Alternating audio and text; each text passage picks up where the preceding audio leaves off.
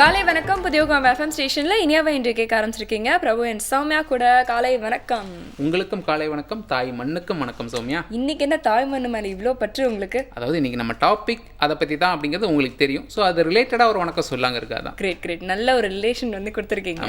இன்னைக்கு வந்து பார்த்தீங்கன்னா வந்து யூஸ்வலாக நம்ம ஒரு டே பற்றி வந்து பேசுவோம். இன்னைக்கு என்ன டே, இல்லை இந்த மாதம் முழுக்க அனுசரிக்கிற ஒரு விஷயம், அந்த மாதிரி தானே பேசுவோம். ஆனால் இன்னைக்கு நாம பேசக்கூடிய ஒரு விஷயம் வந்து இந்த வருஷம் முழுக்கவே வந்து அனுசரிக்கிற ஒரு விஷயத்தை தான் நாம வந்து பேச போகிறோம். இந்த வருஷம் அதாவது 2015 பார்த்தீங்கன்னா இன்டர்நேஷனல் இயர் ஆஃப் சாயில்ஸ் அப்படின்னு வந்து அனௌன்ஸ் பண்ணியிருக்காங்க. அதாவது என்னன்னா, நம்ம சாயலுக்கான முக்கியத்துவம் வந்து நிறைய இருக்குது. நம்ம வாழ்க்கைக்கு சாயலுங்கிறது ரொம்ப முக்கியமான விஷயம். ஆனால் அதுக்கான முக்கியத்துவத்தை நாம் கொடுக்கறது இல்லை. அதுக்காக இந்த வருஷம் முழுக்க நம்ம சாயில் பற்றி பேசணும் அப்படிங்கிறக்காக தான் இந்த வருஷத்தை நம்ம இயர் ஆஃப் சாயில்ஸ் அப்படின்னு அனுசரிக்கிறோம். அதாவது வந்து நம்ம கெட்ட மண்ணை தான் உருவாக்கிட்டு இருக்கோம், அதோட பர்சன்டேஜ் தான் அதிகமாகிட்டே போகுது அப்படிங்கிறத நான் சொல்ல வந்தேன். ஸோ இதுக்கான காரணங்கள் என்ன, இந்த மண் வளம், அதோட முக்கியத்துவம், இந்த மாதிரி நிறைய விஷயத்த பார்த்தீங்கன்னா இந்த ஃபீல்ட்லேயே வந்து நிறைய வருஷமாக வந்து ரிசர்ச் பண்ணிட்டு இருக்கிற ஒருத்தர் தான் இன்னைக்கு நம்மளுக்கு நிறைய விஷயங்களை வந்து எடுத்து சொல்ல போறாரு. ஆமாம், இன்னைக்கு மணல் வளம் பற்றி பேசுறதுக்கு அவர் கொஞ்ச நேரத்தில் வர போறாரு. இப்போ மன வளம் பற்றி யார் பேச போறா? உடலும் மெல்லவும் பகுதியில் பார்க்கலாம்.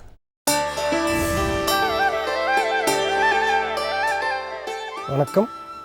நலம்பெறும் முதிரைகள் வரிசையில் இன்று நாம் பார்க்க இருப்பது சொர்க்க முதிரை. சொர்க்கம் என்றால் என்ன அப்படின்ற கேள்விக்கு பார்த்திங்கன்னா, நாம் இருக்கும் இடத்தில் நினைத்த நேரத்தில் நினைத்த வேலைகளை உடனடியாக செய்து முடிக்கக்கூடிய வல்லமை இருந்தால் நாம் சொர்க்கத்தில் இருக்கிறோன்னு அர்த்தம். இப்போ நம்ம இந்த உடம்பை பொறுத்த வரைக்கும் சொர்க்கம் என்றால், நம்ம உடம்பில் ஏதாவது ஒரு வேலையை நம்ம செய்யணும் அப்படின்னு நினச்சி இந்த உடம்பை இயக்க முற்படும் பொழுது அதுக்கு உண்டான சக்தியோ அல்லது பலமோ இல்லாமல் இருந்துச்சுன்னா இந்த உடம்பு வந்து நரகத்தில் இருக்குது. நம்ம நினச்ச உடனே நினச்ச வேலைகளை செய்ய முடியுது, இயல்பாக இருக்கிறோம், இளமையாக இருக்கிறோம் அப்படின்னா நம்ம வந்து சொர்க்கத்தில் இருக்கிறோம்னு அர்த்தம். இப்போ அந்த மாதிரியான ஒரு பலன்களை நமக்கு தரக்கூடிய ஒரு முதிரை இந்த முதிரை. பெயருக்கு ஏற்றவாறு உடம்பை வந்து சொர்க்கத்தில் வைத்திருப்பது போல சுகமாக வைத்திருக்கக்கூடிய ஒரு முதிரை.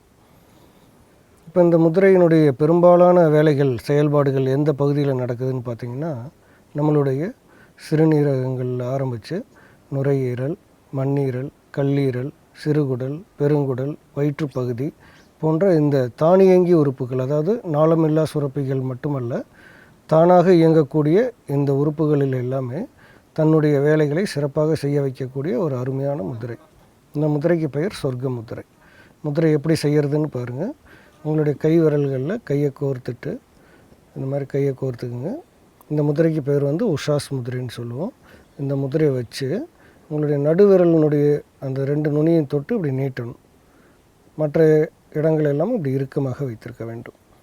பாருங்கள், உங்களுடைய கை விரல்களை கோர்த்து கொண்டு நடுவிரலை மட்டும் நீட்டி நுனியில் அப்படி தொட்டு ஒரு அழுத்தம் கொடுக்கணும். இப்போ உங்களுடைய அழுத்தம் அப்படின்னு பார்த்திங்கன்னா நுனியில் இருக்கணும், உள்ளங்கையில் இருக்கணும். இப்படி 2 இடத்துல இந்த அழுத்தம். இந்த முதிரைக்கு பெயர் சொர்க்க முதிரை. எப்படி செய்கிறதுன்னு பாருங்கள். உங்களுடைய கை விரல்கள் 2ஐயும் கோர்த்துட்டு உள்ளங்கையில் வந்து ஒரு அழுத்தம் கொடுக்கணும்.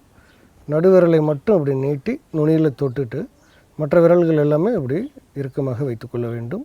இந்த முதிரைக்கு பெயர் சொர்க்க முதிரை. எப்போவுமே நம்ம இந்த மாதிரியான நாளமில்லா சுரப்பிகள் மற்றும் தானியங்கி உறுப்புகளுக்கான முதிரைகள் செய்யும்போது அந்த முதிரை வேலை செய்ய ஆரம்பிச்சிருச்சு அப்படின்னா ஒரு துடிப்பு தெரியும். இந்த துடிப்பு வந்து உள்ளங்கையில் ஒரு துடிப்பும் விரல் நுனியில் ஒரு துடிப்பும் உங்களால் உணர முடியும். அப்படி அந்த துடிப்பு வந்து ஒரு 3 நிமிடத்திற்குள்ளாக பார்த்திங்கன்னா ஒரு ஆழ்ந்த தூக்கத்துக்கு போயிடுவீங்க. அந்த ஆழ்ந்த தூக்கம் வந்தால்தான் இந்த முதிரை வந்து சிறப்பாக வேலை செய்யும். அதனால் தூக்கத்திலேருந்து எழுந்திருக்க முயற்சி செய்ய வேண்டாம். உட்கார்ந்துருக்கணும், இல்லை படுத்துட்டு இந்த முதிரை நீங்கள் செய்யலாம். செய்யும் பொழுது கைகளில் ஒரு 2 இடத்தில் துடிப்பை உணர வேண்டும். இந்த நுனியில் ஒன்றும் உள்ளங்கையில் ஒன்றும். இந்த முதிரைக்கு பெயர் சொர்க்க முதிரை. இந்த முதிரை சரியாக வேலை செய்தா அப்படின்னு தெரியறதுக்கு ஒரு 2 நிமிடம் கழித்து பார்த்திங்கன்னா இந்த இடத்துலையும் அழுத்தம் தெரியணும், துடிப்பு தெரியணும். ஒரு 5 நிமிடம் முதிரையை நீங்கள் அப்படியே வச்சுட்டு இருந்தீங்க அப்படின்னா ஒரு ஆழ்ந்த தூக்கம் வரும். மனம் வந்து மிகவும் அமைதியான ஒரு சூழ்நிலைக்கு போய் நம்மளுடைய சிந்தனைகள் எல்லாமே அப்படியே கட்டுப்பட்டு எண்ணம் இல்லாமல் ஒரு அருமையான ஒரு ஆழ்ந்த தூக்கத்திற்கு, ஆழ்நிலை தூக்கத்திற்கு நம்ம மனது போயிடும். அந்த மாதிரி போக உடனே இந்த உறுப்புகள் எல்லாமே வேலை செய்ய ஆரம்பிக்கும். அதில் இருக்கக்கூடிய கழிவுகள் எல்லாமே தன்னைத்தானே சுத்தப்படுத்தி கொள்ளக்கூடிய ஒரு வல்லமையும் உருவாகும். இந்த முதிரைக்கு பெயர் சொர்க்க முதிரை. ஒவ்வொரு முதிரையும் நாம் கற்றுக்கொள்வதன் மூலமாக நலமாக இருப்பதற்கான ஒரு வாய்ப்பு ஏற்படுத்தி கொள்ள வேண்டும். வாழ்நாள் முழுவதும் ஆரோக்கியமாக இருப்பதற்கு இந்த முதிரைகள் எல்லாம் உங்களுக்கு துணை செய்ய வேண்டும். நலம் பெற வாழ்த்துகிறேன். நன்றி, வணக்கம்.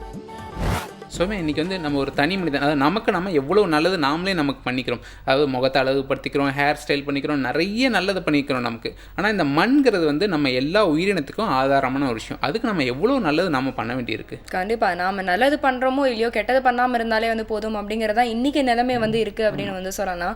ஏன்னா இன்றைக்கி எத்தனை பேர் பார்த்தீங்கன்னா வந்து பிளாஸ்டிக்கை வந்து மண்ணில் போடாதீங்க, அதை எரிக்காதீங்கன்னா அதை கேட்கக்கூடிய மனநிலையில் வந்து மக்களும் இல்லை, அதுக்கான ஏற்பாடுகளும் வந்து செய்யப்படலை அப்படிங்கிறது தான் வந்து உண்மை இல்லையா? இப்போ மக்களே பார்த்தீங்கன்னா இல்லை நான் பிளாஸ்டிக் எல்லாம் வந்து தெருவில் போடக்கூடாதுன்னா அங்கே ஒரு குப்பை தொட்டி இருந்தால் தான் போட முடியும். பப்ளிக்காக ஒரு குப்பை தொட்டி இல்லைன்னா மக்கள் மட்டும் எங்கே போடுவாங்க அப்படிங்கிற கேள்வியும் வருது இல்லையா? எனக்கு தெரிஞ்சு இந்த பிளாஸ்டிக் யூஸ் பண்ணாதீங்க அப்படின்னு சொல்கிறதுக்கு பதிலாக டெய்லி நீங்கள் கடைக்கு போகிறப்போ ஒரு துணிப்பை கொண்டு போங்க.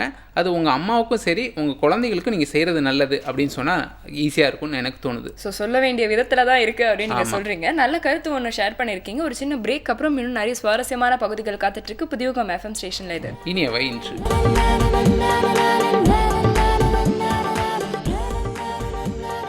வெல்கம் பேக் புதியுகம் FM ஸ்டேஷனில். இனியாவை என்று கேட்டுட்ருக்கீங்க. பிரபு அண்ட் சாமியா கூட படத்தை பார்த்தீங்கன்னா நலம் அன்புடன் பகுதியில் நம்ம சித்த வைத்தியர் அருண் தான் வந்து பேச போகிறாரு.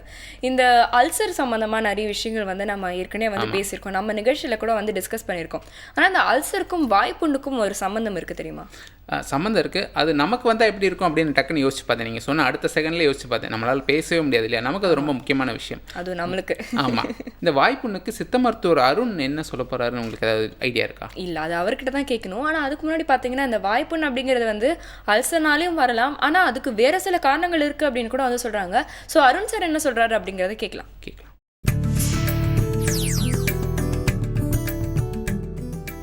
நலம் அன்புடன் பகுதியில் வாய்ப்புண் அப்படிங்கிறத பற்றி இன்றைக்கி பார்க்க போகிறோம். பொதுவாக வாய்ப்புங்கிறது வந்து ஒரு சாதாரணமான வேதையாக இருந்தாலும் அதை அனுபவிக்கிறவங்களுக்கு தான் தெரியும். சாதாரணமாக ஒரு காரமான உணவுகளை வந்து எடுத்துக்க முடியாது, டேஸ்ட்டாக வந்து அவங்க சாப்பிட முடியாது. உப்பு, காரம், புளிப்பு இதெல்லாம் லிமிட்டாக இருக்கக்கூடிய ஒரு தீவிரமான ஒரு நோய் தான் வந்து வாய்ப்புன்னு நம்ம வந்து சொல்கிறோம். இந்த நோய் வருவதற்கு பல காரணங்கள் இருக்குது. பொதுவாக வயிறு புண்பட்டிருந்தாலும் அது அல்சர் மாதிரியான ஒரு குண்மம்னு சொல்லுவோம் நம்ம சித்த மருத்துவத்தில். அந்த மாதிரியான ஒரு நோய்கள் இருக்கும்போதும் வாயில் வந்து அடிக்கடி வந்து புண்கள் ஏற்படலாம். உயிர் சத்து குறைபாடு, அதாவது விட்டமின் டிஃபிஷியன்சி இருந்தாலும் இந்த வாயில் வந்து புண் ஏற்படலாம். ஸ்ட்ரெஸ், மன அழுத்தம், பல்வேறு வகையான மன நெருக்கடியில் இருக்கும்போதும் இந்த வாய்ப்புண்கள் வந்து ஏற்படலாம். பொதுவாக மன அழுத்தம் சொல்லும்போது ஏதாவது ஒரு டார்கெட்டை நம்ம வந்து அச்சீவ் பண்ண முடியல, ஏதாவது ஒரு குழப்பத்தில் இருக்கோம், ஏதாவது ஒரு டென்ஷனில் இருக்கோம், இல்லை அலுவலகத்தில் ஏதாவது ஒரு பிரச்சனை இருக்குது, மேலதிகாரிக்கிட்ட நம்ம இணக்கமாக இல்லை, அதன் மூலமாக ஏதாவது ஒரு மன நெருக்கடியிலே எப்போதும் இருக்கிறவங்களுக்கு இந்த வாய்ப்புண் இருக்கும். அவங்களுக்கு வயிற்றுப்புண் இருக்க வேண்டிய அவசியம் இல்லை, விட்டமின் டிஃபிஷியன்சி இருக்க வேண்டிய அவசியம் இல்லை, நார்மலாக இருப்பாங்க, எல்லா ஆக்டிவிட்டியும் நார்மலாக இருக்கும். ஆனால் அடிக்கடி வாய்ப்புண் வந்துகிட்டே இருக்கும். அதாவது வாரத்தில் ஒரு 3 நாட்களாவது வாய்ப்புண்ணோட தான் இருப்பாங்க. சிலர் மாதக்கணக்காகவே அந்த வாய்ப்புண்ணோடே இருப்பாங்க. காரமான உணவுகளை வந்து எடுக்க முடியாது. அந்த மாதிரியான சூழ்நிலை இருந்ததுன்னா அவங்க மன அழுத்தத்தில் இருக்காங்கிறத நம்ம வந்து சுற்றுப்புறத்தில் இருக்கவங்க வந்து புரிஞ்சுக்கிடலாம். இது இல்லாமல் உயிர் சத்து குறைபாட்டினால, அதை விட்டமின் டிஃபிஷியன்சின்னு சொன்னோம், பி விட்டமின் குறைஞ்சாலோ இல்லை சி விட்டமின் குறைஞ்சாலோ இந்த வாய்ப்புண் வந்து ஏற்படலாம். அந்த மாதிரியான பிரச்சனைகளை நம்ம பெரிய நெல்லிக்காய் சாப்பிட்றது மூலமாகவே சரிப்படுத்திக்க முடியும். உயிர் சத்து மிகுந்த அந்த பெரிய நெல்லிக்காய் சாப்பிட்றது, பட்டை தீட்டப்படாத அரிசி வகைகளை, தானிய வகைகளை எடுத்துக்கிறது, இதன் மூலமாகவே அந்த வாய்ப்புண்ணை வந்து நம்ம வந்து குணப்படுத்திக்க முடியும். வயிறு புண்பட்டு அதனால் வாய்ப்புண்ணு இருக்குன்னா வயிறு புண்ணை ஆற்றக்கூடிய ஏலக்காய் சார்ந்த அல்லது ஜீரகம் சார்ந்த சூரணங்களை எடுக்கும்போது, அது ஏலாதி சூரணம், ஜீரக சூரணம் போன்ற சூரணங்களை எடுக்கும்போது அந்த வயிற்று புண்ணை குணப்படுத்தும் போது அந்த வாய்ப்புண் வராமல் வந்து தவிர்க்க முடியும். சப்போஸ் வாய்ப்புண் இருக்குதுன்னா அதுக்கு எமர்ஜென்சி ட்ரீட்மெண்ட்டாக வீட்டிலேயே சில பொருட்களை பயன்படுத்தி மூலமாக நம்ம அதை வந்து தீர்வு காண முடியும். குறிப்பாக கொப்பளிக்கும் குடிநீர் வந்து இதுக்கு கொடுப்போம். அதாவது துவப்பான பொருட்களை வச்சு நம்ம கொப்பளிக்கும் போது அந்த வாய்ப்புன்னு வந்து நம்ம முற்றிலும் வந்து நம்ம நீக்க முடியும். துவப்பான பொருள் அப்படின்னு சொல்லும்போது கடுக்காய், நெல்லிக்காய், தாண்டிக்காய் இது எல்லாமே துவப்பான பொருட்கள். இந்த பொருட்களை வந்து நம்ம தண்ணீரில் போட்டு கொதிக்க வச்சு அந்த எக்ஸ்ட்ராக்டை நம்ம கொப்பளிக்கிறதுக்கு பயன்படுத்தினா அந்த வாய்ப்புண் வந்து உடனடியாக உள்ளிருந்து ஆறி அந்த புண் வலிக்கக்கூடிய அந்த புண்ணாக இருந்தாலும் உடனடியாக அந்த வலி குறையக்கூடிய ஒரு சூழ்நிலை இருக்கும். திரிபலா சூரணம், இது மூன்றும் சேர்ந்த ஒரு சூரணத்தை திரிபலா சூரணம்னு சொல்லுவோம். அந்த திரிபலா சூரணத்தை வந்து ஒரு 5 கிராம் அளவு 1 டம்ளர் சுடுநீரில் கலந்து ஒரு 10 நிமிஷம் வரைக்கும் அதை வச்சுட்டு அந்த நீரை நன்றாக கொப்பளிச்சுட்டு வந்தோம்னாலும் இந்த வாய்ப்பு வந்து முற்றிலுமாக வந்து குணமாகும்.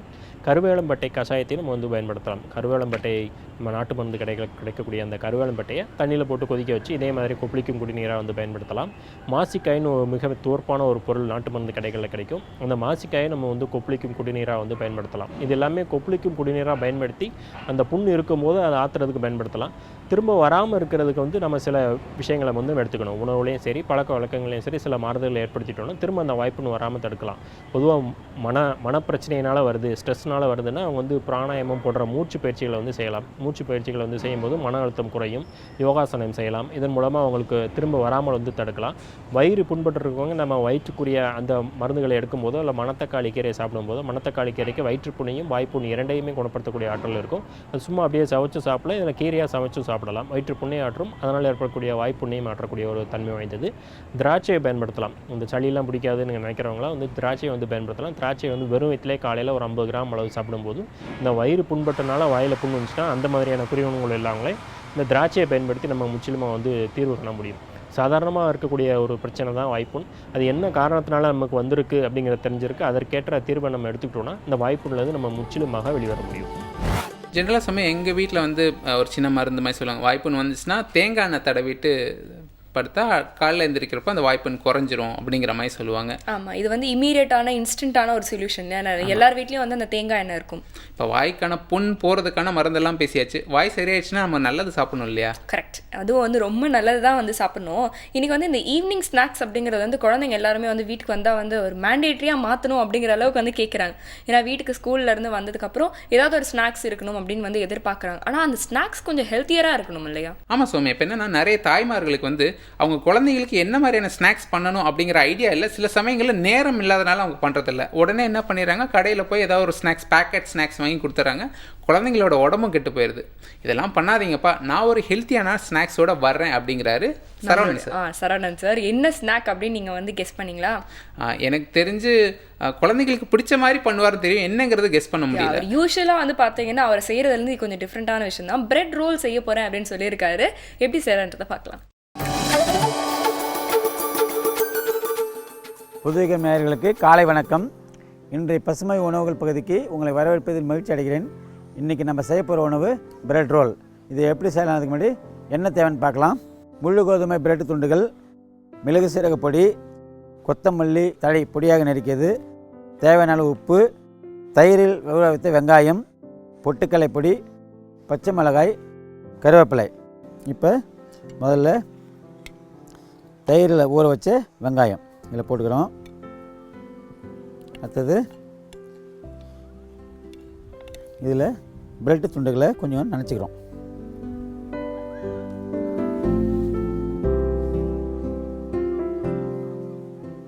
இந்த தயிரில் ஊற வச்ச வெங்காயத்து கூட கொஞ்சம் பச்சை மிளகாய் போட்டுக்கிறோம். கொஞ்சம் பொட்டுக்கடலை பொடி, இது தண்ணியாகாமல் இருக்கிறதுக்கு கட்டியாகிறதுக்கு கொஞ்சம் பொட்டுக்கடலை பொடி நல்ல டேஸ்ட்டுக்காக. கொஞ்சம் மிளகு சீரக பொடி காரத்துக்காக. தேவையான அளவு ஒரு அரை ஸ்பூன் உப்பு, பொடியாக நறுக்கிய கொத்தமல்லி, கொஞ்சம் கருவேப்பிலை, பொடியாக நறுக்கிய கருவேப்பிலை.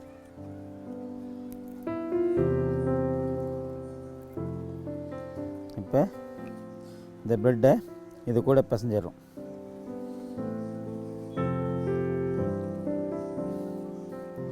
இதை சேலட் மாதிரி 2 ப்ரெட்டுக்கு நடுவில் வச்சும் சாப்பிட்லாம், அல்லது இதுமாரி ப்ரெட்டை இது கலந்தும் சாப்பிட்லாம். எப்படி சாப்பிட்டாலும் சுவை வந்து ஒரே சுவை தான் கிடைக்கும். இப்படி சாப்பிடும்போது கொஞ்சம் டார்க்கான சுவை, அது அடர்த்தியான சுவையில் இது இருக்கும். இன்னும் கொஞ்சம் பொட்டுக்கடலை பொடி கலந்துடலாம்.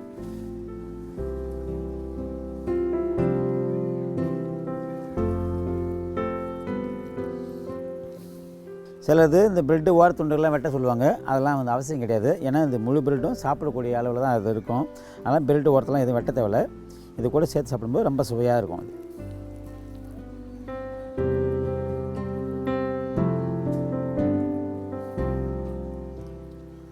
இப்போ சுவையான பிரெட் ரோல் தயாராக இருக்குது. இது வந்து காலை உணவு கூட துணை உணவாக கொடுக்கலாம், அல்லது வெளியில் போகும்போது இது வந்து லஞ்ச் பேக்கிங்காக பேக் பண்ணி எடுத்து போகலாம். இதுக்கு மேலே வந்து தினை அரிசி மாவு இருக்குது பாருங்கள், அதை உருட்டி கூட வச்சுட்டா கூட கெட்டியாக மாறிடும். தினை அரிசி மாவு, இதுமாதிரி சாம அரிசி மாவு, அது மாதிரி சிறுதானிய மாவுகளை கொஞ்சம் இது கூட உருட்டி வைக்கலாம். ரொம்ப கெட்டியாக இருக்கும். அது கூட சாப்பிடும்போது ஊறி இருக்கும், நல்ல சுவையோடு இருக்கும். வேறு ஒரு நல்ல பசுமை உணவோடு அடுத்த நிகழ்ச்சியை சந்திக்கலாம். நன்றி. சோமியா இத்தனை நாள் வரைக்கும் நம்ம ப்ரெட்டை டோஸ்ட் பண்ணி சாப்பிட்ருக்கோம், பட்டர் தடவி சாப்பிட்ருக்கோம், ஜாம் தடவி சாப்பிட்ருக்கோம். ஆனால் ப்ரெட்டை இப்படியும் சாப்பிட்லான்னு உங்களுக்கு தோணியிருக்கா? ஆமாம், அதுவும் இயற்கையாக வந்து அந்த பிரெட் ரோலை வந்து மாற்றிருக்காரு அப்படின்னு வந்து சொல்லலாம். இதை தொடர்ந்து அடுத்து வந்து பார்த்தீங்கன்னா நிறைய சுவாரஸ்யமான பகுதிகள்லாம் வந்து காத்துட்ருக்கு. நிறைய விஷயங்கள் மண் சம்மந்தமாகவும் நம்மளுடைய சுற்றுச்சூழல் சம்மந்தமாகவும் நம்ம வந்து இன்னைக்கு தெரிஞ்சுக்க போகிறோம். ஒரு சின்ன பிரேக் எடுத்துக்கலாமா? ஆமாம், எடுத்துக்கலாம். புதுயுகம் எஃப்எம் ஸ்டேஷனில் இது இனியவை இன்று.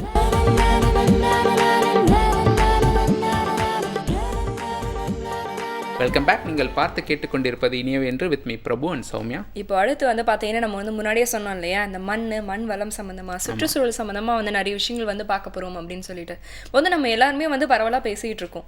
நாம் வந்து நம்மளுடைய சுற்றுச்சூழலுக்கு இந்த உலகத்துக்கு வந்து நிறைய விஷயங்கள் வந்து கெடுதலாக தான் பண்ணிக்கிட்டு இருக்கோம். அதில் வந்து நம்மளுடைய சுயநலம் தான் வந்து ஒரு பெரிய ஒரு ரேங்கிங்காக வந்து இருக்குது அப்படின்னு சொல்லிட்டு இருக்கோம் இல்லையா. அந்த மாதிரி பார்த்தீங்கன்னா இன்னைக்கு இரேன் பிசர் என்ன சொல்கிறாருன்னா, இல்லை அந்த மாதிரி இல்லாமல் நாம் வந்து நம்மளுடைய கான்ட்ரிபியூஷன், ஒரு தனி மனிதன் கூட நம்மளுடைய கான்ட்ரிபியூஷனை இந்த என்விரான்மெண்ட்டுக்கு கொடுக்கணும் அப்படின்னு சொல்ல வர்றார். அதாவது மற்றவங்க என்ன செய்கிறாங்க அப்படிங்கிறத பார்க்குறது, நீ என்ன செய்ய போகிற இந்த என்விரான்மெண்ட்டுக்காக அப்படிங்கிற மாதிரி தானே. ஆமாம், இப்போ வந்து எல்லாருமே பார்த்தீங்கன்னா அடுத்தவங்க செஞ்ச தப்பை வந்து சுட்டி காட்டிக்கிட்டே இருக்காங்கல்ல. இவங்க வந்து இந்த மாதிரி பண்ணுறாங்க, இவங்க இந்த மாதிரி பண்ணுறாங்க. அது மட்டும் இல்லாமல் முதல்ல நம்ம வந்து என்ன செய்கிறோம், நாம் வந்து இந்த சுற்றுச்சூழலுக்கு என்ன மாதிரியான ஒரு தீங்கு விளைவிக்கிறோம், எந்த மாதிரியான நன்மையை கூட நம்ம செய்யலாம் அப்படிங்கிறத பற்றி பார்த்தீங்கன்னா நம்ம என்ன கான்ட்ரிபியூட் பண்ணணும் அப்படிங்கிற டாப்பிக்கில் வந்து பேச போகிறார். அவர் என்ன சொல்கிறாருன்னு கேட்டுருவோமா?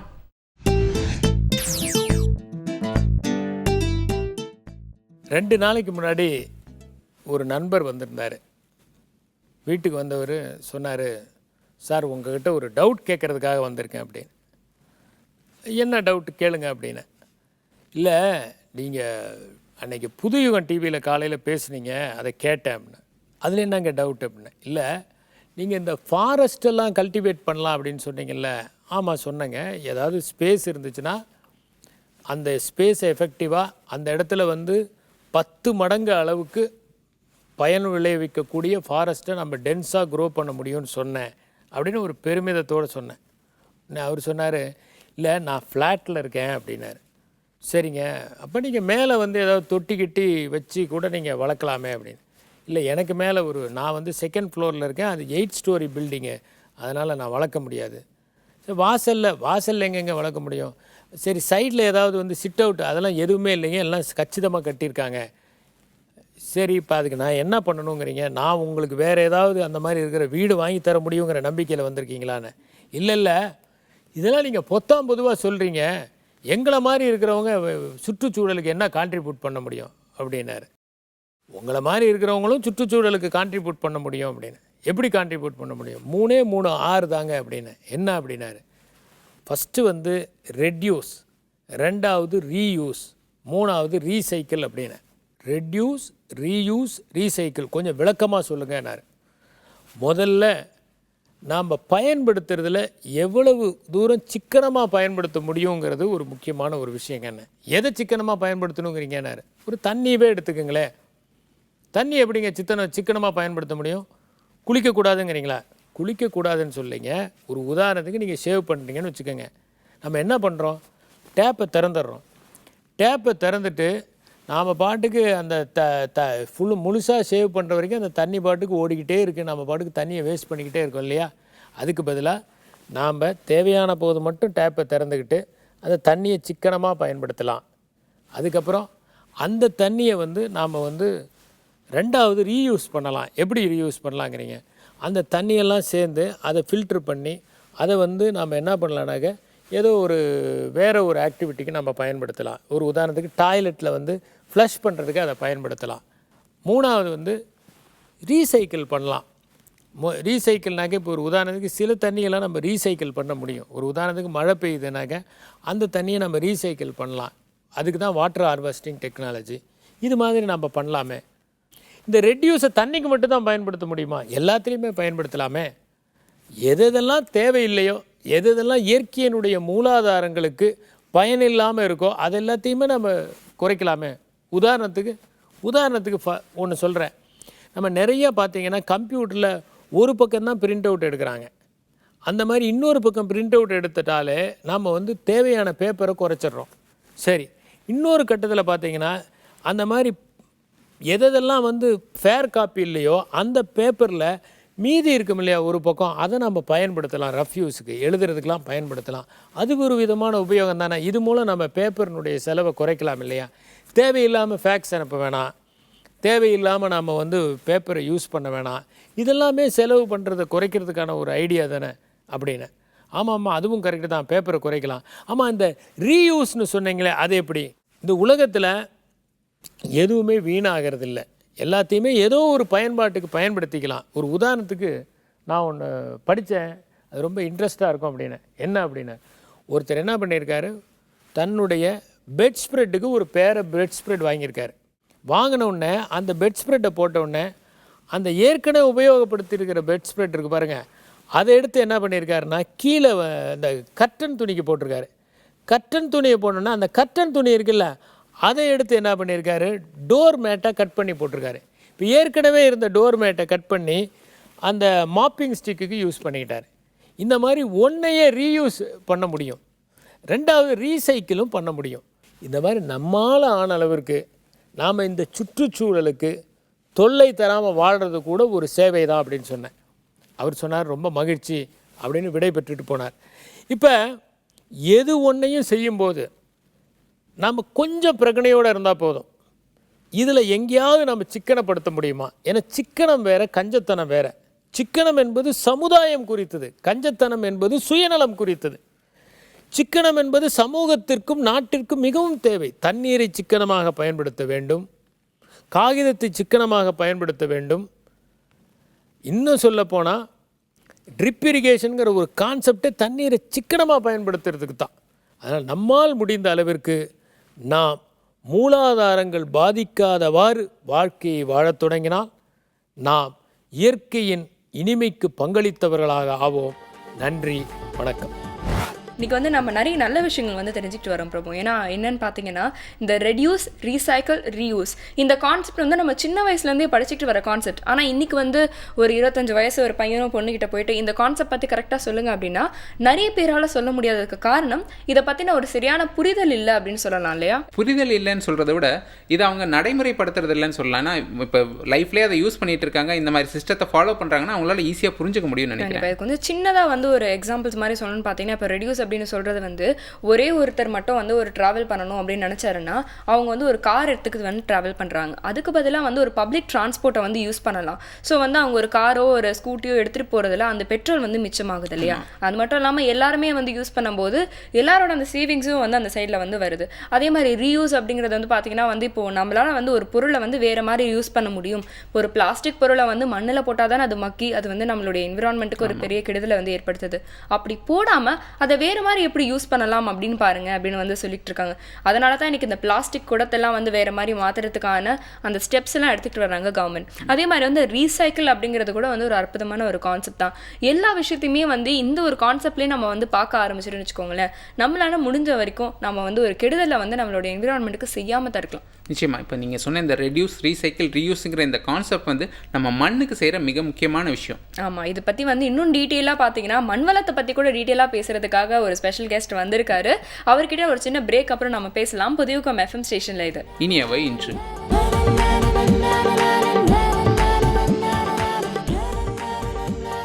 Welcome back. புதியுகம் FM ஸ்டேஷனில் இனியாவை இன்று கேட்டுட்டு இருக்கீங்க. பிரபு அண்ட் சௌமியா கூட இன்டர்நேஷ்னல் இயர் ஆஃப் சாயில்ஸ் இல்லையா, இந்த வருஷம் முழுக்கவே அனுசரிக்கிற இந்த ஒரு விஷயத்தை பற்றி இன்றைக்கி நம்ம வந்து பேச போகிறோம்.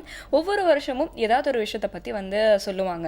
இந்த வருஷம் வந்து இது, இந்த வருஷம் அது அப்படின்ற மாதிரி. இந்த வருஷம் பார்த்தீங்கன்னா 2015 இன்டர்நேஷ்னல் இயர் ஆஃப் சாயில்ஸ் அப்படின்னு சொல்லியிருக்காங்க. சாயிலோட முக்கியத்துவத்தை நம்ம வந்து வலியுறுத்துறதுக்கு ஒரு நாள் இருக்குது, December 5th. அது மட்டும் போதாது, இந்த வருஷம் முழுக்கவே அதுக்கான முக்கியத்துவத்தை நம்ம வலியுறுத்தி ஆகணும். அப்படிங்கிறக்காக தான் இந்த வருஷத்தை இயர் ஆஃப் சாயில் நம்ம இது பண்ணிட்டு இருக்கோம். கண்டிப்பாக. அதுவும் இந்த வருஷம் வந்து பார்த்தீங்கன்னா வந்து நிறைய இடத்துல வந்து இதுக்கான ப்ராபகண்டாஸ்லாம் பண்ணணும் அப்படிங்கிற மாதிரியான டிஸ்கஷன்ஸ் வந்து போயிட்டு இருக்கு. பொதுவாக நிறைய பேர் வந்து சொல்லுவாங்க, என்னப்பா மண்ணு மாதிரி இருக்கே அப்படின்ட்டு. ஆனால் அந்த மாதிரி யாராவது திட்டினாங்கன்னா நீங்கள் பெருமைப்படணும். ஏன் அப்படிங்கிறது இன்னைக்கு இன்டர்வியூ பார்த்தாலே எல்லாருக்கும் வந்து புரியும். இதை பற்றி நம்மளுக்கு வந்து தெளிவாக சொல்கிறதுக்காக, சாயில் பற்றி நிறைய விஷயங்களை வந்து நம்மளுக்கு தெளிவுபடுத்துறதுக்காக ஒரு ஸ்பெஷல் கெஸ்ட் வந்திருக்காரு. இவருக்கு வந்து எக்கச்சக்கமான டைட்டில்ஸ் இருக்குது. ஆனால் ஒன்று சுருக்கமாக சொல்லணும்னா இயற்கை ஆர்வலர் சுல்தான் இஸ்மாயில் அவர்கள் வந்திருக்காரு. வணக்கம் சார். வணக்கம் சார். இந்த வருஷத்தை வந்து இன்டர்நேஷ்னல் இயர் ஆஃப் சாயில்ஸ்ன்னு சொல்கிறாங்க. அது ஏன் அப்படி அனௌன்ஸ் பண்ணப்பட்டது? இது ஒரு நல்ல கேள்வி. ஆக்சுவலாக பாருங்கள், வேடிக்கை பாருங்கள், மண்ணை பார்த்து மக்கள் வந்து என்ன தான் படித்தாலும் திடீர்னு மண் வந்து எல்லோரும் மறந்துட்டாங்க. நடந்து போகிறாங்க, அதை வந்து அதுலேயே வந்து வேளாண்மை செய்கிறாங்க, மற்றபடியான கட்டுறதுக்கு யூஸ் பண்ணுறாங்க, அந்த மாதிரிலாம் பண்ணிகிட்டு இருக்கிறாங்க. ஆனால் அதோடைய முக்கியம் என்னங்கிறத வந்து மக்கள் வந்து மறக்க ஆரம்பிச்சிட்டாங்க. திடீர்னு உலக அளவில் வந்து எல்லோரும் எழுந்திரிச்சு உட்காந்து என்ன போச்சு, நம்ம சாயிலில் ஹெல்த்தே காணோம். ஏன்னா நல்லா சிந்திச்சு பார்த்தீங்கன்னா அந்த காலத்தில் நம்ம கலாச்சாரத்தில் வந்து மண் நலம் அப்படின்வாங்க. அதாவது மனிதன் வந்து எப்போதுமே ஒரு விவசாயி பார்த்தாலும் நம்ம ஊர்லலாம் பார்த்திங்கன்னா ஷூவை செருப்பு போட்டுக்கிட்டு வயலில் இறங்க மாட்டாங்க. அப்போ தாய் மண்ணே வணக்கம்ங்கிற மாதிரி இறங்கும்போது அது வந்து பூஜை பண்ணி ஒரு வணக்கம் செலுத்தி அந்த மண்ணில் இறங்குறாங்க. ஆனால் வெளிநாட்டில் அந்த பழக்கம் கிடையாது. கிராஜுவலாக போகும்போது நாமளும் மாடர்னைசேஷனில் அந்த மாதிரி இருக்கிற கலாச்சாரத்தை மறந்துட்டு இந்த நடுவில் வந்து என்ன ஆச்சு, ஒரு நாள் ஒன்றுமே வேலை இல்லாமல் உட்காந்துருப்பல் இருக்குங்க. ஒரு சயின்டிஸ்ட்டு, லைபிக் அவருடைய பேர், ஒரு செடியை எடுத்தார், கொளுத்தினார், அதில் சாம்பலை உருவாக்கினார், அதுலேருந்து வந்து நைட்ரோஜன் ஃபாஸ்பேட் பொட்டாஷ் இருக்குன்னு சொல்லிட்டார். அந்த என்பிகே தான் வயல் அப்படின்னா என்பிகே தான் அப்படிங்கிற மாதிரி அவர் ஒரு கருத்து கொடுக்க நம்ம மக்கள் அதை கேட்டுக்கிட்டு மனிதனுங்க என்ன பண்ணிட்டாங்க, எல்லாமே கெமிக்கல் ஃபர்டிலைசரில் என்பிகே போட்டால் போகிறோம், மண் வளமாயிடும். இன்றைக்கி கூட நீங்கள் ஒரு பரிசோதனை நிலத்துக்கு போய் உங்கள் மண்ணுடைய சாம்பிளை கொடுத்தீங்கன்னா அவங்க கம்ப்ளீட்டாக அதை ஆராய்ச்சி செஞ்சு அதோடைய அனாலிசிஸ் ரிப்போர்ட் கொடுக்கும்போது கீழே உங்களுக்கு இவ்வளோ தான் சாயில் ஃபர்டிலிட்டி, இதில் இந்தந்த ஃபர்டிலைசர் இவ்வளோ ஆட் பண்ணணும் அப்படின்னு எழுதி கொடுத்துருவாங்க. அப்போது soil fertility is related to fertiliser. வேறு சாயில் ஹெல்த்ங்கிறது மண் நலம். அந்த மண் நலம்ங்கிறது வந்து நம்ம மக்கள் சொல்லுவாங்க பாருங்கள், மழை வந்திருக்கு பாருங்கள், மழை வந்துடுது, மண் வாசனை வந்துடுது அப்படின்வாங்க. அப்போ மண் வாசனைக்கு காரணம் மண்ணும் கிடையாது, தண்ணியும் கிடையாது, மண்ணில் வாழுகின்ற நுண்ணுயிர்கள்.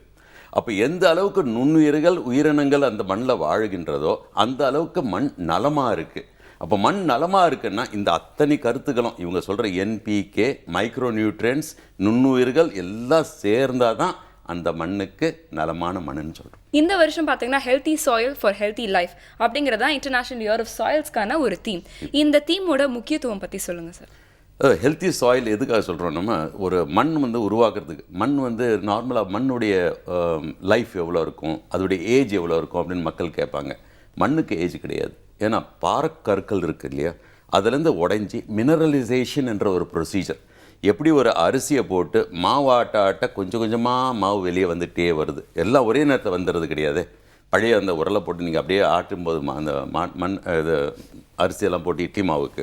ஸோ அதே மாதிரி அந்த தானியங்களை வந்து நீங்கள் வந்து பாறைக்கற்களாக நினச்சிக்கிட்டிங்கன்னா எப்படி அப்படியே ஆட்டிகிட்டே இருக்கும்போது எப்படி இருக்கோ அதே மாதிரி வெதரிங் ப்ராசஸ் நடந்துகிட்டே இருக்கும்போது மேலே எப்படி மாவாக வருதோ அதுதான் மண்ணாக வருதுங்க. அப்போ பாறைக்கல் எப்படி இருந்ததோ அதோடைய மாவு தான் வெளியே வரும். பாறைக்கற்கு வித்தியாசமாக இருக்கும். சில இடங்களில் வந்து சாயில் வந்து ரெட் கலராக இருக்கும், சில இடத்துல வந்து ப்ரௌன் கலராக இருக்கும், சில வித்தியாசமாக கலராக இருக்கும். அதே நேரத்தில் அதோடைய தன்மைகள் வித்தியாசமாக இருக்கும். களிப்பாக இருக்கும், மணலாக இருக்கும், அல்லது தோட்டத்து மண் லோம் சாயில் அப்படின்வாங்க. நார்மலாக வந்து இது ஒரு முக்கோணம். இது என்ன மாதிரி முக்கோணம்னா ஒரு பக்கம் சாண்ட், ஒரு பக்கம் சில்ட், ஒரு பக்கம் கிளே. தமிழில் சொல்லப்போனால் மணல், சவுடு, களிமண். இதோடைய காம்பினேஷன்ஸில் பலவிதமான மண் உருவாகலாம். இந்த பக்கம் ஒரு 100 கிரேடு போட்டுக்குங்க, இந்த பக்கம் ஒரு 300 கிரேடு, இந்த பக்கம் ஒரு 100 கிரேட் போட்டுக்குங்க. இது எந்த காம்பினேஷன்லையும் வந்து பலவிதமான மண் அந்தந்த இடத்துக்கு ஏற்ற மாதிரி வரலாம். அந்த மண்ணுக்கு ஏற்ற மாதிரி செடிகள் வரலாம், அந்த செடிக்கு ஏற்ற மாதிரி பறவைகள், பல்லுயிர்கள் எல்லாம் வாழ்ந்துட்டு இருந்த காலத்தில் நம்ம திடீர்னு எல்லாமே ஒரு விதமான பயிர் தான் வேணும் அப்படின்னு போட்டு அந்த ஒரு விதமான பயிர் ஒரே மண்ணிலேருந்து வரும்போது அதில் இருக்கிற நியூட்ரிஷன் சத்தெல்லாம் உறிஞ்சி எடுத்த பிறகு சரி பத்தலை அப்படின்னு சொல்லும்போது அதில் கொண்டு போய் எருவை கொட்டாமல் உரத்தை கொட்டி உரம் எல்லாமே சால்ட், உப்புத்தன்மை. இப்போ நைட்ரேட் அப்படின்னா அது வந்து நைட்ரோஜனுடைய உப்பு, ஃபாஸ்பேட் அப்படின்னா ஃபாஸ்பரஸுடைய உப்பு, பொட்டாஷ் அப்படின்னா பொட்டாஷுடைய உப்பு. அப்போ அந்த உப்புத்தன்மையை போடும்போது நம்ம வயிற்றில் உப்பு அதிகமாக போச்சுன்னா நமக்கு என்ன தேவைப்படும்? தண்ணி. அதே மாதிரி தான் மண்ணுக்கு அதிகமாக தண்ணி தேவைப்பட்டது. அப்போ தண்ணி பூமியில் இருக்கிற நிலத்தடி நீரெல்லாம் இருக்குது, அதில் கொட்டும்போது மண்ணுடைய தரமே மாற ஆரம்பிக்குது. ஏன்னா இன்றைக்கி பார்த்தீங்கன்னா உலகத்தில் அதிகமாக வந்து நீங்கள் சாதாரணமாக நீங்கள் பார்க்கலாம், கிராமத்து பகுதியாக இருக்கட்டும் எந்த பகுதியாக இருக்கட்டும், மழை காலத்தில் நடந்து போகும்போது மேல் மண் அப்படியே தண்ணியில் அடிச்சுன்னு போகிறது உங்கள் கண்ணாலேயே பார்க்கலாம். 1 இன்ச்சு மேல் மண் உருவாகிறதுக்கு இயற்கை ஆவரேஜ் 250 வருஷம் எடுக்குது 1 இன்ச்சு உருவாக்குறது. அப்போ 250 வருஷத்தில் உருவாக்கின 1 இன்ச்சை கொஞ்ச நேரத்தில் நாங்கள் தள்ளி விட்டோன்னா அந்த மண்ணில் வந்து ஒன்றுமே வளம் இல்லாமல் போயிடுது, நலமும் இல்லாமல் போயிடுதுங்க. அதுக்காக தான் திடீர்னு மக்கள்கிட்ட இது international year of the soils, இந்த 1 வருஷமாவது கொஞ்சம் சிந்திச்சு பார்த்து அந்த மண்ணை பாதுகாக்கலாமா அப்படிங்கிற ஒரு உணர்வை கொண்டு வந்துருக்குறாங்க. எவ்வளோ வருஷமான அலாரம் வச்சுட்டோம், அது இன்னும் உங்களுக்கு கேட்கல, இந்த வருஷமாச்சும் கேளுங்க அப்படின்னு சொல்கிறதுக்கான ஒரு விஷயம். மணி அடித்த மாதிரி. ஆமாம். இப்போ சார் சொல்கிறப்போ இல்லை மணி அடித்தாலும் இல்லைன்னா நம்ம மணி அடிச்சிடும். ஆமாம், அதுக்காக தான், வேற ஒன்றும் கிடையாது. இப்போ உங்கள் சௌமியா சொன்ன மாதிரி மணி நமக்கு அடிச்சிடும், நமக்கு அடிச்சிடும்ன்ற பயத்தில் தான் இந்த மணி அடிச்சிருக்கிறோமே தவிர வேற ஒன்றும் காரணம் கிடையாது. இப்போ சார் சொல்கிறப்போ இதெல்லாம் காரணம் பார்த்தீங்கன்னா நம்மளோட பேராசை தான் அப்படிங்கிற ஒரு விஷயம் தோணுது இல்லையா உங்களுக்கு? ஆமாம், எப்பயுமே பார்த்தீங்கன்னா வந்து எல்லா ஒரு அழிவுகளுக்கும் வந்து மனுஷனோட பேராசை தான் ஒரு முக்கிய காரணமாகவே இருக்குது அப்படின்னு வந்து சொல்லலாம். ஏன்னா இயற்கை கிட்ட இல்லாதது என்ன சொல்லுங்கள் பார்க்கலாம். சார், இப்போது இந்த வருஷத்தை வந்து இன்டர்நேஷ்னல் இயர் ஆஃப் சாயில்ஸ்ன்னு சொல்கிறோம். சாயில்ஸ்னு ப்ளூரலில் சொல்கிறதுக்கான தனிப்பட்ட காரணம் ஏதாவது இருக்கா? அது ஹியூமன் பீயிங்ஸ் அப்படின்னு இல்லையா, பல விதமான மக்கள் வரும்போது பல விதமான இருக்கும்போது எப்போதுமே ப்ளூரல் அப்படின்றோம். But soil itself is plural. இருந்தாலும் அது கொஞ்சம் உச்சரித்து அது கொஞ்சம் இம்பார்ட்டன்ஸ் கொடுக்கணுங்கிறதுக்காக சாயில்ஸ் அப்படின்னு கொண்டு வரோம். ஏன்னா இன்றைக்கி குழந்தைங்க கிட்ட வந்து பள்ளிக்கூடத்தில் படிக்கும் போதும் அவங்களுக்கு வந்து ஒரு மணலுக்கும் மண்ணுக்கும் வித்தியாசம் இல்லாமல் கொண்டு போய்ட்றாங்க. இப்போ சொல்லப்போனோன்னா இது வந்து 3 விதமான மண்ணுன்னு கூட சொல்லலாம் சாயில்ஸ். இது வந்து சாண்டி அப்படின்னும்போது இதை நீங்கள் கையால் தொட்டு பாருங்கள், இப்படி எடுத்து திரி பண்ணுங்க, இது உதிர்ந்துருக்கு. அப்போ திரி ஆகாது. திரி ஆகலைன்னா அது மணல்னு அர்த்தம். இது வந்து களிப்பு, கிளே. இது கிளே சாயில் எடுத்திங்கன்னா இந்த மாதிரி எடுத்து இது மக்களும் புரிஞ்சுக்கணும். அவங்க தோட்டத்தில் வந்து எல்லாருமே செம்மண் போட்டால் வந்துடும் அப்படின்னு நினைப்பாங்க. இதை பாருங்கள், திரி பண்ணிக்கிட்டே போகலாம். இது 2 அங்குலம் 2 அங்குலத்துக்கும் போயிட்டே இருக்கும் பாருங்கள், திரி மாதிரி வந்துகிட்டே இருக்கும். இது வந்து களிப்பு. இது தோட்டத்து மண். இது வித்தியாசமான கலராக இருக்கு பாருங்கள்.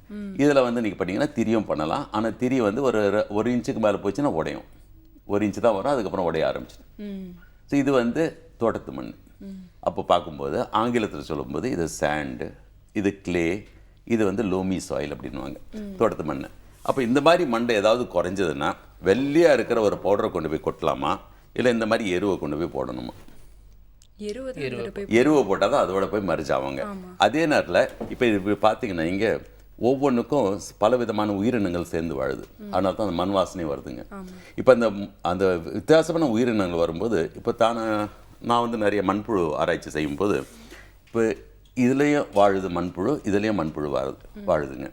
இந்த மண் வந்து laterite soil, red laterite soil அப்படின்வாங்க. அப்போ அதில் வந்து கொஞ்சம் அசிடிக்காக இருக்கும், இது நியூட்ரலாக இருக்கும். இதில் வாழுகின்ற புழு வித்தியாசமானது, இதில் வாழுகின்ற புழு வித்தியாசமானது. இப்போ இதில் வாழுகின்ற புழுவுக்கு வந்து 2 பக்கமும் ஒரு மாதிரி கிளாண்ட் இருக்கும், அதில் கால்சியம் கார்பனேட்டே இருக்குது. அப்போ உணவு உள்ளார போகும்போது அந்த கால்சியம் கார்பனேட் அப்படி கொண்டு வந்து எப்படி ஜீரணம் சரியாக ஆகலைன்னா ஒரு மாத்திரையை போட்டுக்கிறாங்களே நியூட்ரலைஸ் பண்ணுறதுக்கு, அந்த மாதிரி போயிட்டு அந்த கால்சியம் விழுந்து அந்த ஆசிட் சாயிலை நியூட்ரலைஸ் ஆக்கி வெளியே வர அந்த எருவில் வந்து நியூட்ரல் ஆகி அந்த மண்ணை நியூட்ரல் ஆக்கி அங்கே செடி கொடி வளருது. அப்போ நீங்கள் இயற்கையாக பார்க்கும்போது இப்போ சரியாக சொன்னீங்க, நீங்கள் மனிதனுடைய இதை நோக்கு மட்டும் பார்க்காம பல்லுயிர் நாங்கள் பார்க்கும்போது அங்கே இருக்கிற ஒவ்வொரு பல்லுயிர், அதனால தான் வந்து இவங்களை வந்து நாங்கள் ஈகோ டைப் அப்படிங்கிறோம். ஈகோங்கிறது வீடு, சுற்றுச்சூழல் வீடு. அந்த வீட்டுக்கு வாழுகின்ற உயிரினங்கள் வித்தியாசமானவை. ஸோ அந்த மாதிரி கொண்டு போகிறோம். இப்போ நீங்கள் வீட்டிலே இருக்கும்போது ஒரு மண் இருக்குது, தோட்டத்தில் மண் இருக்குங்க. இந்த மண் வந்து நல்ல மண்ணாக எப்படி பரிசோதனை பண்ணோமா வெளியே அப்படின்னு பார்க்கும்போது சாதாரண ஒரு கண்ணாடி பாட்டிலோ அல்லது இந்த மாதிரி ஒரு பிளாஸ்டிக் பாட்டிலோ எடுத்து உங்கள் மண்ணை வந்து உள்ளார போட்டுருங்க. போட்டு தண்ணியை போட்டு நல்லா கலந்து வச்சிட்டிங்கன்னா இந்த மாதிரி சேர ஆரம்பிக்கும். இப்போ இதில் வந்து கீழே வந்து மணல் வந்துடும், அதுக்கப்புறம் சவுடு, அதுக்கப்புறம் களிப்பு, மேலே வந்து ஆர்கானிக் மேட்டர். இது ஒரு நாள் இரவோடு அப்படியே சேர்த்து வச்சிட்டிங்கன்னா இந்த தண்ணியெல்லாம் அப்படியே செட்டில் ஆகிடும், அழகாக கிளியர் ஆகிடும். அப்போ அவங்க பார்த்துக்கிட்டு என்னுடைய மண் எந்த அளவுக்கு நல்லா இருக்குதுன்னு இதை கூட பார்த்துக்கலாம். இப்போ மண் அப்படின்னு பார்க்கும்போது பலவிதமான மண் இருக்குது. கலர் எப்படி வந்து பறவைகள் பல விதம்னு சொல்கிற மாதிரி மண்ணும் பல விதமாக இருக்குது. இப்போ கலர் மட்டும் பார்த்தாலே மெட்ராஸ் சாயில் அப்படின்னு சொல்லாமல் 97 வந்து என்னுடைய மாணவர் சிவகுமார் அவர்கள் வந்து ஒரு ஆராய்ச்சி அவர் வந்து எம்எஸ்சியில் பண்ணும்போது இத்தனை வகையான மண் இப்போ பார்க்கும்போது பாருங்கள் எத்தனை கலராக இருக்குது. இது வந்து மன்சல் கலர் சார்ட் அப்படின்ட்டு ஒரு வெளிநாட்டிலேருந்து உருவாக்கியிருந்தாங்க. ஒவ்வொரு மண்ணுக்கும் தனிப்பட்ட குரோமா உண்டு, தனிப்பட்ட ஹியூ உண்டு, தனிப்பட்ட ஒரு ரேஞ்ச் உண்டு அப்படின்னு பார்க்கும்போது இத்தனை வகையாக இருக்குது. இது வகைக்கும் கலருக்கும் என்னங்க வித்தியாசம் அப்படின்னு கூட மக்கள் நினைக்கலாம்.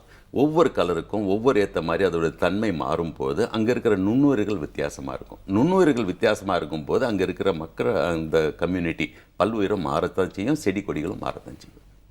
இது வந்து மக்கள் வந்து சிந்திச்சு பார்க்கணும், அதை வந்து கண்டிப்பாக நினைவுக்கு அவங்க வச்சுருக்கணும். அது தெரியாமல் நாங்கள் வந்து உப்புத்தன்மை அதிகமாக போடும்போது அந்த உப்புத்தன்மை அப்படியே பிடிச்சிக்கிட்டாங்க, இருக்கிற நுண்ணுயிர்களை பாதிக்குது. இப்போ வீட்டில் வந்து ஒரு மீனவர்கள் வந்து மீன் வந்து அதிகமாக பிடிச்சிட்டாங்க, கெட்டு போகாமல் இருக்கணும்னா என்ன பண்ணுவாங்க? ஐஸில் வைப்பாங்க. ஐஸ் கிடைக்கலன்னா என்ன பண்ணுவாங்க? ரொம்ப பல நாள் வைக்கணும்னா உப்பு போடுவாங்க. உப்பு போட்டால் அந்த மீன் என்னவா மாறுதுங்க? கருவாடா மாறுது. அதே தான் மண்ணுக்கும் உப்பு அதிகமாக போட்டால் மண்ணு கருவாடாக மாறுது.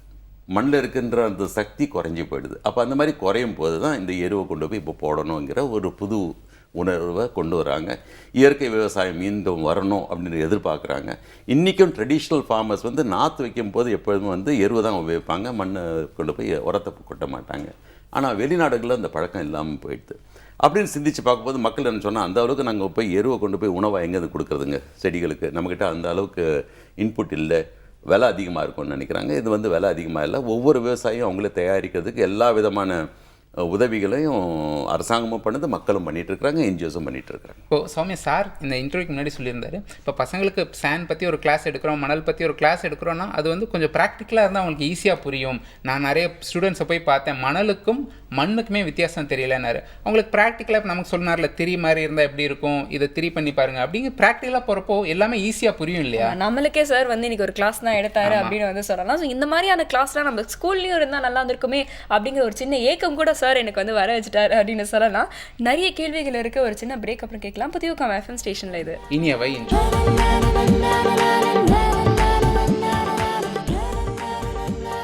புதியகம் எஃப்எம் ஸ்டேஷன்ல இனியவா என்று கேட்டுட்டு இருக்கீங்க. பிரபு அண்ட் சௌமியா கூட இந்த வருஷம் 2015 பார்த்தீங்கன்னா international year of soil. So அதை பற்றி தான் இன்னைக்கு நாம பேசிக்கிட்டு இருக்கோம். நிறைய கேள்விகள் இருக்கு, திறந்து பேசலாம். இப்போது சார் சொல்லும்போது சௌமியா, அது மண்ணுக்கு உயிர் இருக்குது அப்படிங்கிறது எல்லாமே புரிஞ்சுக்கணும். அந்த உயிரை நம்ம பாதுகாத்தா தான் நம்ம உயிரும் சேஃபாக இருக்கும் அப்படிங்கிறது நம்ம புரிஞ்சுக்கணும் இல்லையா? ஆமாம், அந்த மண் அப்படிங்கிறதே பார்த்தீங்கன்னா அதுவே ஒரு தனி உலகம் மாதிரி இருக்கு. ஏன்னா அதுக்குள்ளேயே வந்து சார் சொன்ன மாதிரி கோடிக்கணக்கான நுண்ணுயிர்கள் வந்து இருக்குது அப்படின்றது வந்து நம்மளுக்கு புரியுது இல்லையா? அதே மாதிரி சார் நீங்கள் சொல்லும் போது வந்து ஒரு விஷயம் வந்து தெளிவாக வந்து புரியுது. மண்ணோட ஒரு முக்கியமான எதிரி யார் அப்படின்னா அது நாம தான். நம்ம நிறைய விஷயங்கள் வந்து மண்ணுக்கு எதிராக செஞ்சுக்கிட்டு இருக்கோம். இப்போ நீங்கள் சொன்ன மாதிரி நிறைய ஃபர்டிலைசர்ஸ் அப்படிங்கிற பேரில் வந்து தேவையற்ற உப்புக்களை வந்து நம்ம போட்டு அதை வந்து ஒரு மாதிரி ஆக்கிக்கிட்டு இருக்கோம் அப்படின்னு சொன்னீங்க.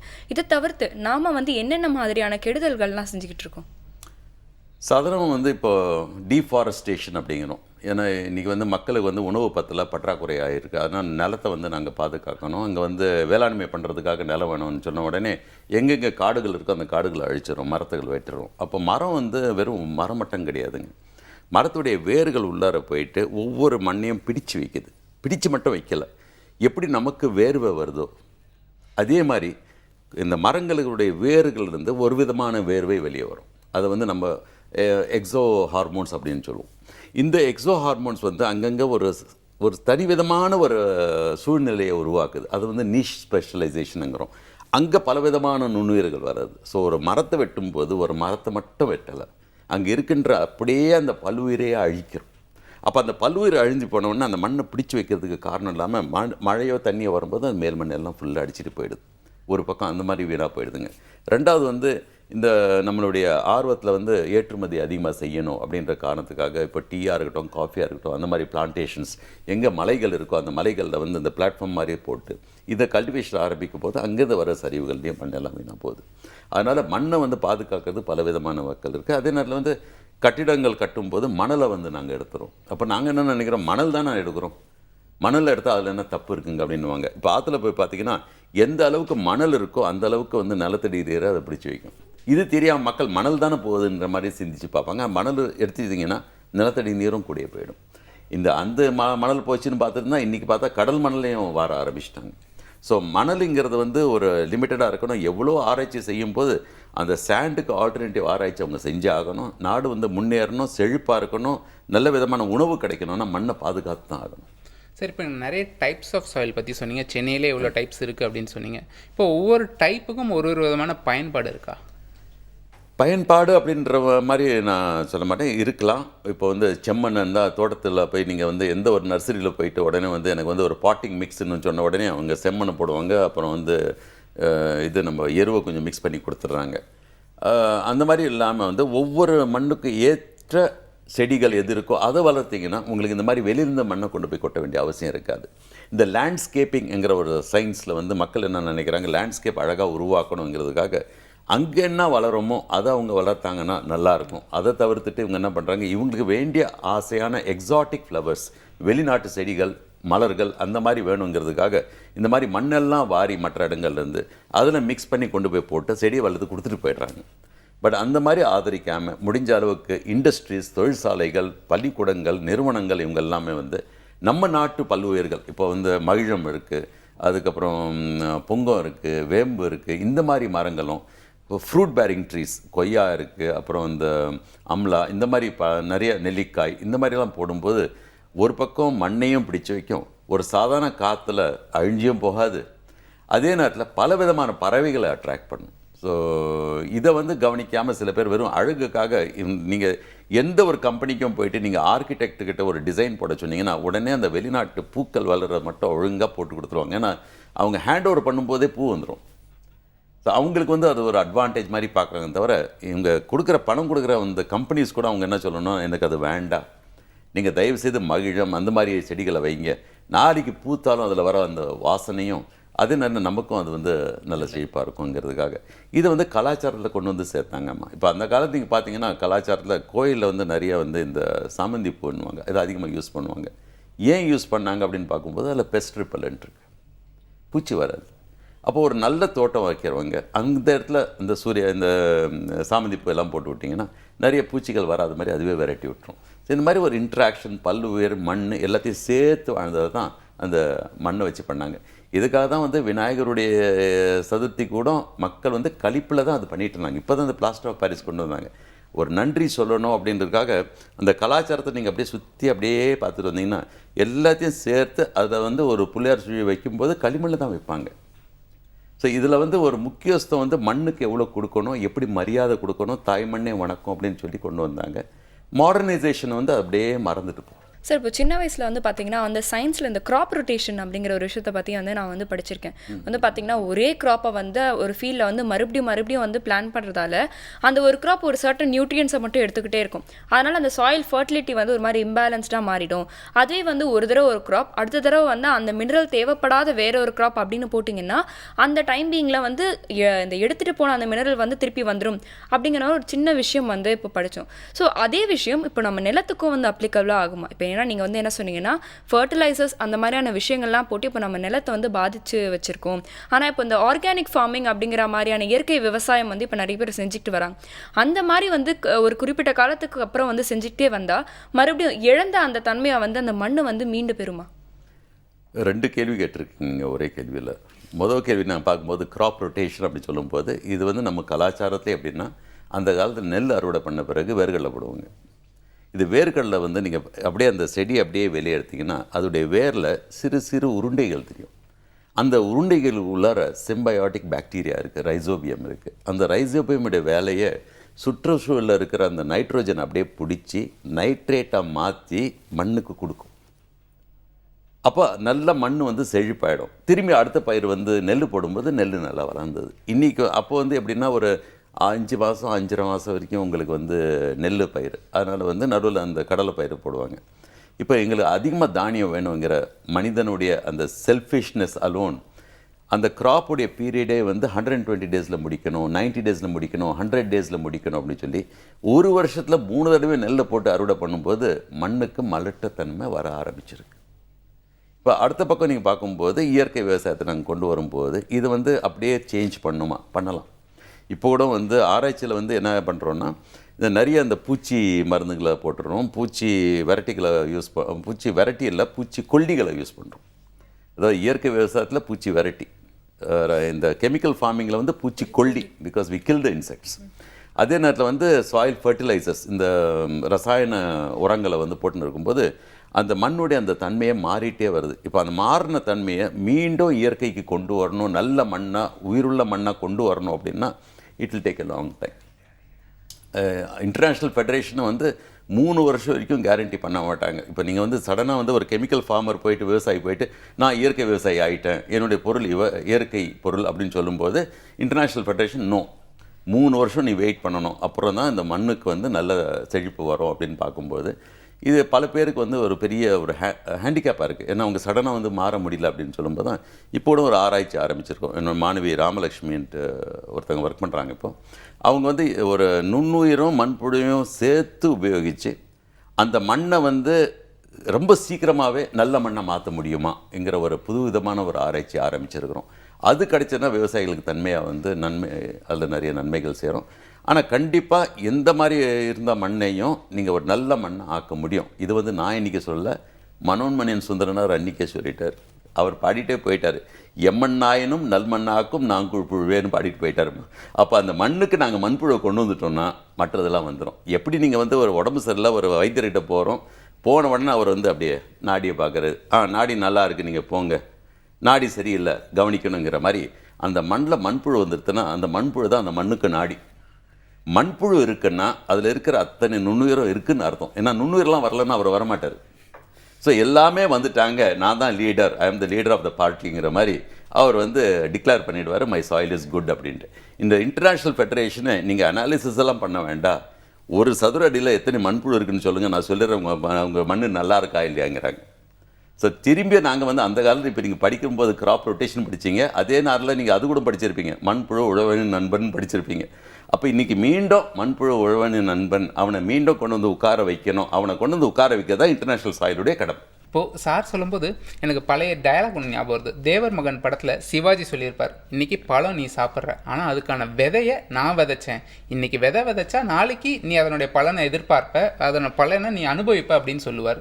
அந்த மாதிரி தான் இன்றைக்கி நம்ம பேசுகிற விஷயங்கள்னு சொல்லலாம் இல்லையா? ஆமாம், இன்றைக்கி நாம் பேசுகிற எல்லா விஷயமே ஒரு விதை மாதிரி வந்து மக்களோட மனசில் வந்து இருக்கணும். அப்படியே இருந்துடாமல் அது ஒரு செடியாக வளர்ந்து அதோட பலனை வந்து அவங்க அனுபவிக்கணும், நாம் எல்லாருமே அனுபவிக்கணும் அப்படிங்கிற நோக்கத்தோடு தான் இன்றைக்கி நம்ம பேசிக்கிட்டு இருக்கோம். தொடர்ந்து பேசலாம் ஒரு சின்ன பிரேக் அப்புறம். புதிய FM ஸ்டேஷன் இனியவை என்று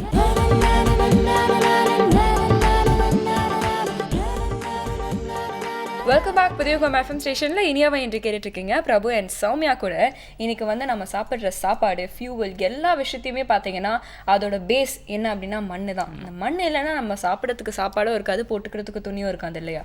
ஆமாம், நிச்சயமாக. மண் பற்றி நம்ம இது நாள் வரைக்கும் நிறைய புரிஞ்சு வச்சுருப்போம், பட் அதனுடைய முக்கியத்துவம் இன்னும் இருக்குது அப்படிங்கிறத வலியுறுத்துறதுக்கு தான் இன்றைக்கி நம்ம இதை பேசிகிட்டு இருக்கோம். கண்டிப்பாக சம்பந்தமாக நிறைய கொஸ்டின்ஸ்லாம் இருக்குது, தொடர்ந்து பேசலாம். இப்போ சார் வந்து மனோன்மணியம் சுந்தரனார் சொன்ன ஒரு பாட்டு சொன்னார். இப்போ நம்ம மக்கள்லாம் அடிக்கடி பாடுறெல்லாம் சொல்கிற ஒரு ஸ்லோகன் பார்த்தீங்கன்னா, சென்னைக்கு மிக மிக அருகில் அப்படின்னா உங்களுக்கு என்ன ஞாபகம் வருது? சென்னைக்கு மிக மிக அருகில் அப்படின்னாலே பார்த்தீங்கன்னா எப்படி ஒரு 45-50 கிலோமீட்டர் தொலைவில் தான் வந்து இருக்கும்.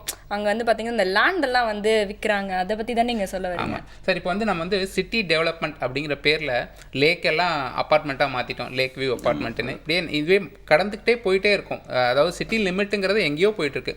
இந்த மாதிரி விளைநிலங்கள்லாம் நம்ம வீடுகளாக மாற்றுறதுனால என்னென்ன பாதிப்புகள்லாம் நமக்கும் வருது, மண்ணுக்கு வருது? இது வந்து ஒரு பாலிசி லெவலில் வந்து இது ஒரு இம்ப்ளிமெண்டேஷன் கொண்டு வந்து ஆகணும். ஏன்னா இருக்கிற நிலங்கள் வந்து டாப் சைடெலாம் டெவலப் ஆகி அவங்க விவசாயம் பண்ணிட்டு இருக்கிறாங்க. அது எதுக்காக விற்கிறாங்கன்னா, இன்றைக்கி இருக்கிற நிலைமையில் வந்து ஒரு விவசாயிக்கு வந்து எந்த விதமான கேரண்டியும் கிடையாதுங்க. நாளைக்கே போய் நீங்கள் ஒரு புது கம்பெனி ஆரம்பிச்சிங்கன்னா உங்களுடைய ப்ராடக்ட்டுடைய விலையை நீங்கள் தான் வந்து ஃபிக்ஸ் பண்ணுறீங்க. ஆனால் விவசாயி என்ன தான் கஷ்டப்பட்டு ஒரு க்ராப்பை வந்து அறுவடை பண்ணி கொண்டு வந்தாலும் அந்த க்ராப் அந்த பயிருடைய விலையை வந்து அவரால் வந்து நிச்சயம் பண்ண முடியாது. அதனால் பல இடங்களில் அவர் கடனை வாங்கி போட்ட பிறகு சீப்பான விலையில் கொடுக்கும்போது அவரால் தாக்கு பிடிக்க முடியல. அப்போ மக்கள் போய் அவர்கிட்ட வந்து சொல்கிறாங்க, ஐயா நீங்கள் கஷ்டப்படாதீங்க, நாங்கள் இவ்வளோ காசு கொடுத்துறோம், என்னத்தை கொடுத்துருங்க அப்படிங்கிறாங்க. அப்போ அவர் வந்து என்ன பண்ணுறாரு, வேறு வழி இல்லாமலேயே அவர் வந்து விற்றுட்டு போயிடுறாரு, வேறு ஒன்றும் கிடையாது. இதுக்கு பாலிசி வைஸ் கொண்டு வந்து அந்த விவசாயிக்கு தேவையான, ஏன்னா இன்றைக்கி வந்து பயிருக்கு கொடுக்குற மரியாதையும் விவசாயி கொடுக்கறதில்லை. அரசாங்கத்துடைய அத்தனை பாலிசியும் உங்களுக்கு க்ராப்பை பற்றி இருக்க தவிர ஃபார்மரை பற்றி கிடையாது. அப்போ நம்மளுடைய பாலிசி எங்கே சேஞ்ச் ஆகணும்னா, அந்த விவசாயிக்கு என்ன பெனிஃபிட் கிடைக்கும், அந்த விவசாயத்தை அவங்க விட்டு நவராத மாதிரி கொண்டு வரணும், என்னென்ன செய்யலாம் என்ற மாதிரி பாலிசிஸ் கொண்டு வந்தாங்கன்னா கண்டிப்பாக வந்து இந்த மாதிரி செயல் நடக்காது. ஆனால் இந்த மாதிரி போயிட்டே இருந்துச்சுன்னா மக்கள் நினைக்கிறாங்க அர்பன் ஃபார்மிங் அது பண்ணிடலான்ட்டு. அர்பன் ஃபார்மிங்லாம் அந்த அளவுக்கு பண்ண முடியாது. டெரேஸ் கார்டனிங், எஸ் ஒரு வீட்டுக்கு கொஞ்சம் நல்லாயிருக்கும் அவ்வளோமா, அது தவிர terrace gardening cannot replace a farmer.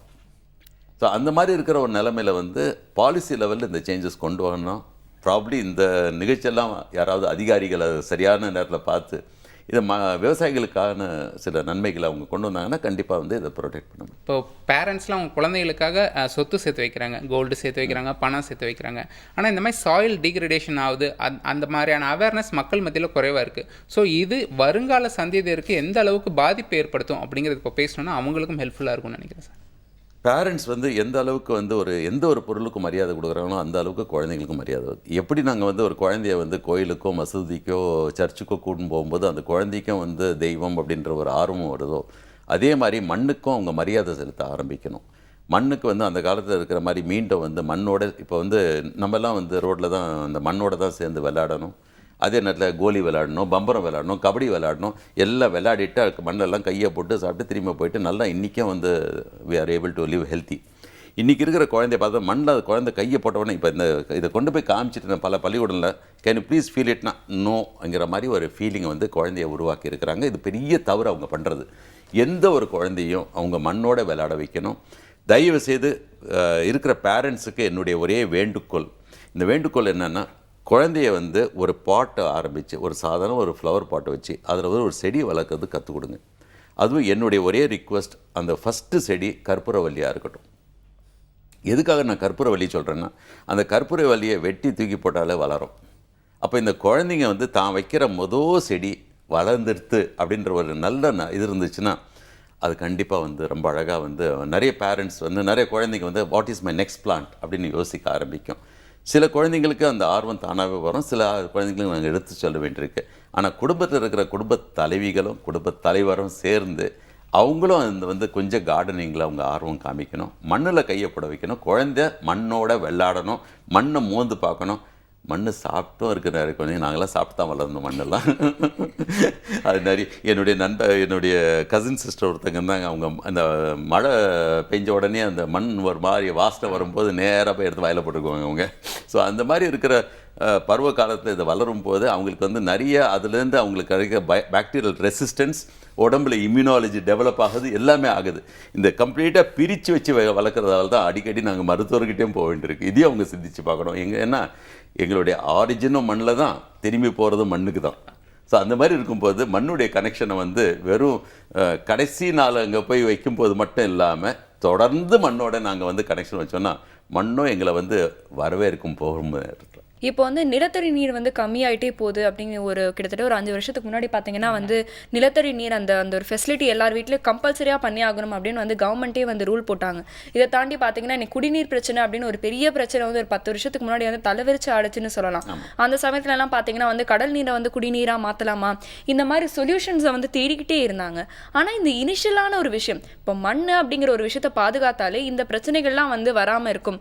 காடுகளை அழிக்காமல் இருந்தாலே இந்த மாதிரி பிரச்சனைகள்லாம் வராமல் இருக்கும் தெரிஞ்சா இந்த இடத்துல ஏன் சரி பண்ண முடியாதா? ஏன் வந்து அந்த இடத்துக்கு போயிட்டு அதை சரி பண்றாங்க? நீங்க சொன்ன மாதிரி தண்ணியாவது நீங்க கடல் நீரை எடுத்து திரும்பி வந்து மாற்றி கொடுக்கலாம். மண்ணு போச்சுன்னா மண்ணு வந்து திரும்பி கொண்டு வர முடியாது. மக்களால் வந்து மண்ணை உற்பத்தி செய்ய முடியாது. வெர்மிகுலைட்டை போட்டு மண்ணுன்னு சொல்ல முடியாது.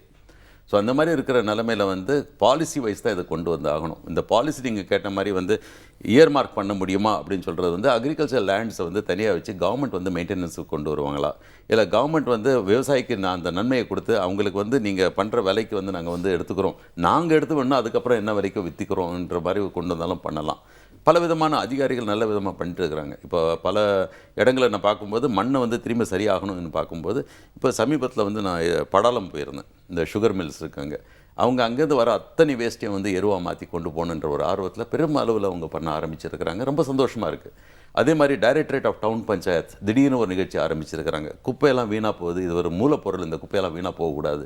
175 பஞ்சாயத்தில் நாங்கள் வந்து எரு தயாரிக்க விரும்புகிறோன்ட்டு சிறுபெரும்புத்தூரில் ஒரு பெரிய ஒரு ஃபெசிலிட்டியை ரெடி பண்ணியிருக்கிறாங்க. இன்னும் ஆரம்பிக்கல, ஆனால் ரெடி பண்ணிட்டாங்க.